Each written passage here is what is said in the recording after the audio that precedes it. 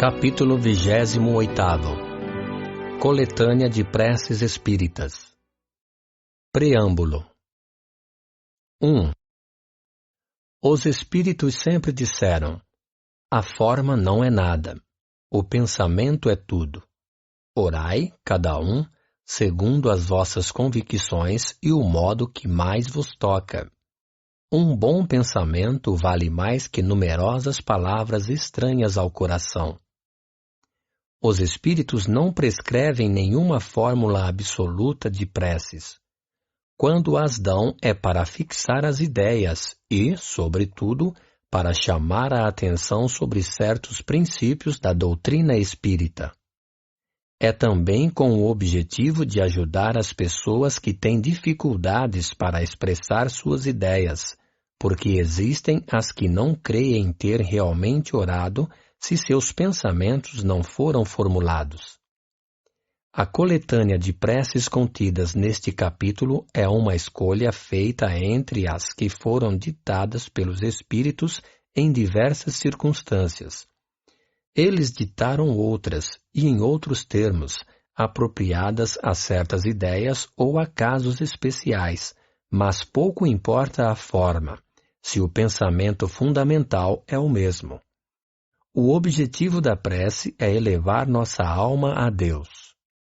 A diversidade das fórmulas não deve estabelecer nenhuma diferença entre aqueles que nele creem, e ainda menos entre os adeptos do Espiritismo, porque Deus as aceita todas quando são sinceras.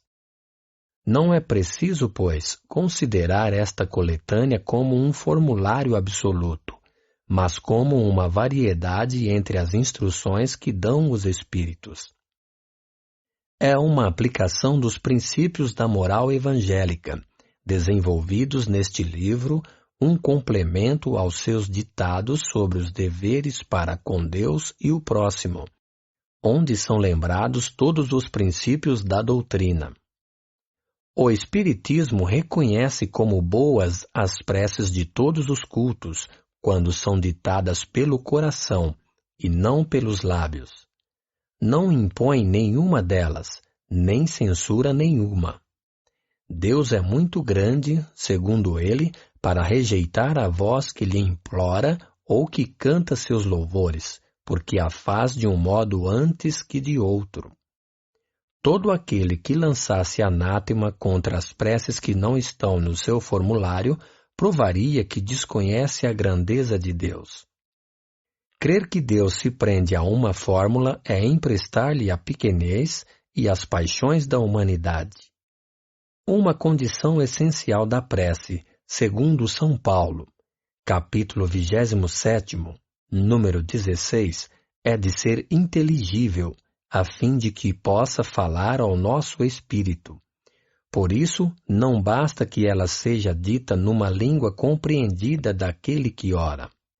Há preces em linguagem vulgar que não dizem muito mais ao pensamento do que se fossem em linguagem estrangeira, e que, por isso mesmo, não vão ao coração. As raras ideias que elas encerram são, frequentemente, sufocadas pela superabundância de palavras e o misticismo da linguagem. A principal qualidade da prece é ser clara, simples e concisa, sem fraseologia inútil, nem luxo de epítetos que não são senão enfeites de brilho falso. Cada palavra deve ter a sua importância, revelar uma ideia, movimentar uma fibra. Numa palavra, deve fazer refletir.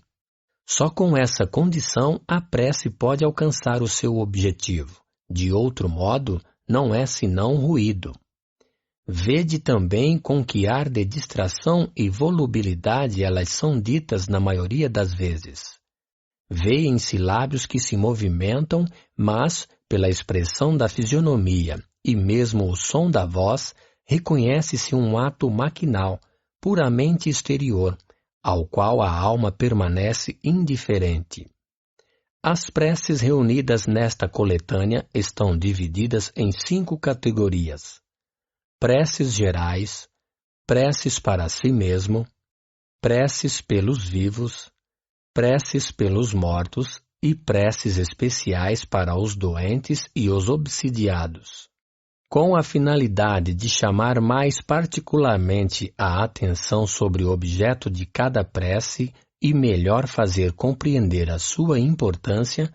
Elas são todas precedidas de uma instrução preliminar, espécie de exposição de motivos, sob o título de prefácio. Primeiro, preces gerais. Oração dominical. 2. Prefácio. Os Espíritos recomendaram colocar a oração dominical à frente desta coletânea, não somente como prece, mas como símbolo. De todas as preces, é a que colocam em primeiro plano, seja porque ela veio do próprio Jesus, São Mateus, capítulo 6, versículos do 9 ao 13º, seja porque pode substituir a todas, segundo o pensamento que se lhes fixa. É o mais perfeito modelo de concisão, verdadeira obra-prima da sublimidade na sua simplicidade. Com efeito, sob a mais restrita forma, resume todos os deveres do homem para com Deus, para consigo mesmo e para com o próximo. Encerra uma profissão de fé, um ato de adoração e de submissão, o pedido das coisas necessárias à vida e o princípio da caridade. Dizê-la em intenção de alguém é pedir para ele o que se pediria para si. Entretanto, em razão mesmo da sua brevidade, o sentimento profundo encerrado em algumas palavras das quais ela se compõe escapa à maioria. Por isso é dita, geralmente, sem dirigir o pensamento sobre as aplicações de cada uma das suas partes. É dita como uma fórmula, cuja eficácia é proporcional ao número de vezes que é repetida. Ora, é quase sempre um dos números cabalísticos 3, 7 ou 9, tirados da antiga crença supersticiosa da virtude dos números e em uso nas operações da magia. Para completar o vago que a concisão dessa prece deixa no pensamento, segundo o conselho e com a assistência dos bons espíritos, foi juntado a cada proposição um comentário que lhes desenvolve o sentido e mostra suas aplicações. Segundo as circunstâncias e o tempo disponível, pode-se dizer, pois, a oração dominical simples ou desenvolvida. 3. Prece. Primeiro. Pai nosso que estais nos céus, santificado seja o vosso nome. Cremos em vós, Senhor, porque tudo revela o vosso poder e a vossa bondade. A harmonia do universo testemunha uma sabedoria, uma prudência e uma previdência que suplantam todas as faculdades humanas. O nome de um ser soberanamente grande e sábio está inscrito em todas as obras da criação, desde o ramo de erva e no menor inseto até os astros que se movem no espaço. Por toda parte vemos a prova de uma solicitude paternal. Por isso, cego é aquele que não vos reconhece em vossas obras, orgulhoso aquele que não vos glorifica e ingrato aquele que não vos rende ações de graça. Segundo, venha o vosso reino. Senhor, destes aos homens leis cheias de sabedoria e que fariam a sua felicidade se as observassem. Com essas leis fariam reinar entre eles a paz e a justiça. Se entreajudariam mutuamente, em lugar de se prejudicarem como o fazem.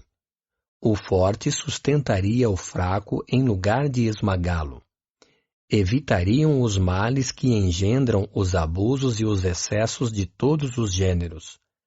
Todas as misérias deste mundo vêm da violação de vossas leis, porque não há uma só infração que não tenha consequências fatais.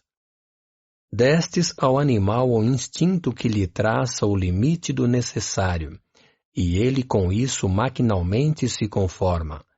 Mas ao homem, além desse instinto, destes a inteligência e a razão. Destes também a liberdade de observar ou infringir aquelas de vossas leis que lhe concernem pessoalmente, quer dizer, de escolher entre o bem e o mal, a fim de que tenha o mérito e a responsabilidade das suas ações. Ninguém pode pretextar ignorância de vossas leis, porque em vossa previdência paternal quisestes que elas fossem gravadas na consciência de cada um, sem distinção de culto nem de nações. Aqueles que as violam é porque vos desconhecem. Dia virá em que, segundo a vossa promessa, todas as praticarão. Então a incredulidade terá desaparecido. Todos vos reconhecerão por soberano Senhor de todas as coisas, e o reino de vossas leis será o vosso reino na terra. Dignai-vos, Senhor, apressar o seu advento, dando aos homens a luz necessária para conduzi-los ao caminho da verdade. Terceiro, seja feita a vossa vontade, na terra como no céu. Se a submissão é um dever do filho com relação ao pai, do inferior para com o superior, quanto não deve ser maior a da criatura com relação ao seu Criador. Fazer a vossa vontade, Senhor, é observar as vossas leis e se submeter, sem murmurar, aos vossos decretos divinos. O homem a isso se submeterá quando compreender que sois a fonte de toda a sabedoria e que sem vós ele nada pode. Então fará a vossa vontade na terra como os eleitos no céu. Quarto, dai-nos o pão de cada dia. Dai-nos o alimento para a manutenção das forças do corpo. Dai-nos também o alimento espiritual para o desenvolvimento do nosso espírito. O animal encontra seu alimento, mas o homem o deve à sua própria atividade e aos recursos da sua inteligência, porque o criastes livre.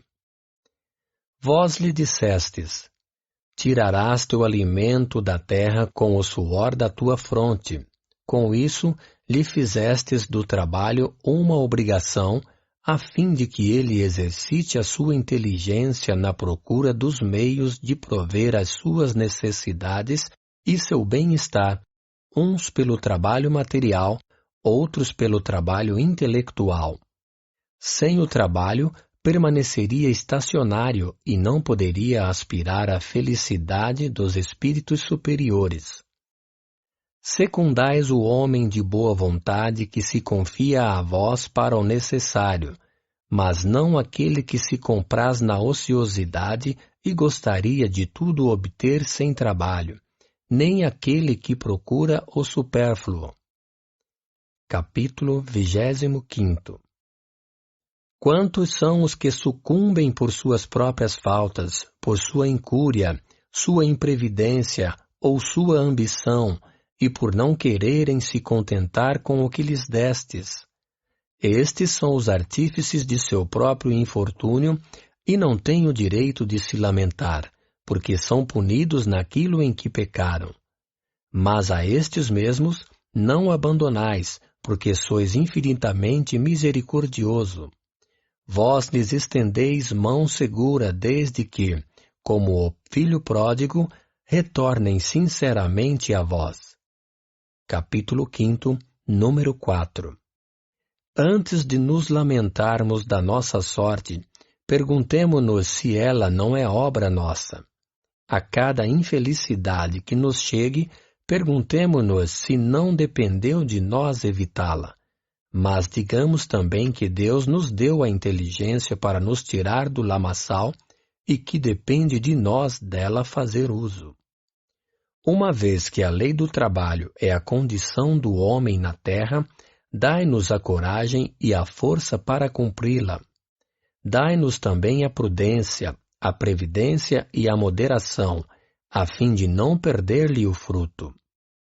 Dai-nos, pois, Senhor, nosso pão de cada dia, quer dizer, os meios de adquirir, pelo trabalho, as coisas necessárias à vida, porque ninguém tem o direito de reclamar o supérfluo. Se o trabalho nos é impossível, nos confiamos à vossa divina providência. Se está em vossos desígnios nos experimentar pelas mais duras privações, malgrado os nossos esforços, nós as aceitaremos como uma justa expiação de faltas que tenhamos cometido nesta vida ou numa vida precedente, porque sois justo. Sabemos que não há penas imerecidas e que não punis jamais sem causa. Preservai-nos, ó meu Deus, de conceber a inveja contra aqueles que possuem o que não temos, nem mesmo contra aqueles que têm o supérfluo, quando nos falta o necessário. Perdoai-lhes se ouvidam a lei de caridade e de amor ao próximo que lhes ensinastes. Capítulo 16, número 8. Afastai também do nosso espírito o pensamento de negar a vossa justiça, vendo as prosperidades do mal e a infelicidade que oprime, por vezes, o homem de bem. Sabemos, agora, graças às novas luzes que vos aprouve dar-nos, que a vossa justiça se cumpre sempre e não falta a ninguém, que a prosperidade material do mal é efêmera como a sua existência corporal e que terá terríveis reveses, ao passo que a alegria reservada àquele que sofre com resignação será eterna. Capítulo 5, números 7, 9, 12 e 18. 5. Perdoai as nossas dívidas, como nós as perdoamos àqueles que nos devem. Perdoai as nossas ofensas, como perdoamos aqueles que nos ofenderam. Cada uma das nossas infrações às vossas leis, Senhor, é uma ofensa para convosco, e uma dívida contraída que nos será preciso, cedo ou tarde, pagar. Para elas solicitamos o perdão de vossa infinita misericórdia, sob a promessa de fazer esforços para não contrair dívidas novas. Fizestes uma lei expressa da caridade, mas a caridade não consiste somente em assistir o semelhante na necessidade. Consiste também no esquecimento e no perdão das ofensas. Com que direito reclamaríamos a vossa indulgência, se nós mesmos faltamos com ela em relação àqueles dos quais temos do que nos queixar? Dai-nos, ó meu Deus, a força para sufocar em nossa alma todo ressentimento, todo ódio e todo rancor. Fazei com que a morte não nos surpreenda com um desejo de vingança no coração. Se vos apraz nos retirar hoje mesmo deste mundo, fazei com que possamos nos apresentar a vós puros de toda animosidade, a exemplo do Cristo, cujas últimas palavras foram por seus algozes. Capítulo 10. As perseguições que os maus nos fazem suportar fazem parte das nossas provas terrestres. Devemos aceitá-las sem murmurar, como todas as outras provas, e não maldizer aqueles que, por sua maldade, nos abrem o caminho da felicidade eterna, porque dissestes pela boca de Jesus: bem-aventurados aqueles que sofrem pela justiça. Bendigamos, pois, a mão que nos fere e nos humilha, porque as contusões do corpo fortalecem nossa alma, e seremos levantados da nossa humildade. Capítulo 12, número 4. Bendito seja o vosso nome, Senhor, por nos haverdes ensinado que a nossa sorte não está irremediavelmente fixada depois da morte, que encontraremos em outras existências os meios de resgatar e de reparar as nossas faltas passadas, de cumprir numa nova vida o que não pudemos fazer nesta por nosso adiantamento. Capítulo 4, capítulo 5, número 5. Assim se explicam, enfim, todas as anomalias aparentes da vida. É a luz lançada sobre nosso passado e nosso futuro, o sinal radioso da vossa soberana justiça e da vossa bondade infinita.